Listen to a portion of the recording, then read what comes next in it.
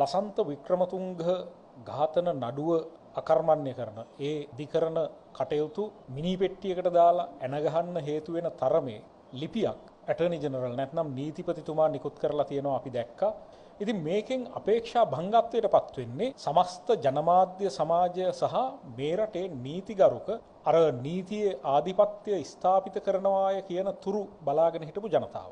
අපි හිතනවා රජයට කිසිම සදාචාරාත්මක වගකීමක් නැහැ විශේෂයෙන් ආණ්ඩුවට රාජ්‍ය සේවකයෙකු වන නීතිපතිවරයාට ඔහු හිතුමනාපේ අත්නෝමතිකව කටයුතු කරනවා නම් මේ වගේ හැසිරෙන්න දෙන්න.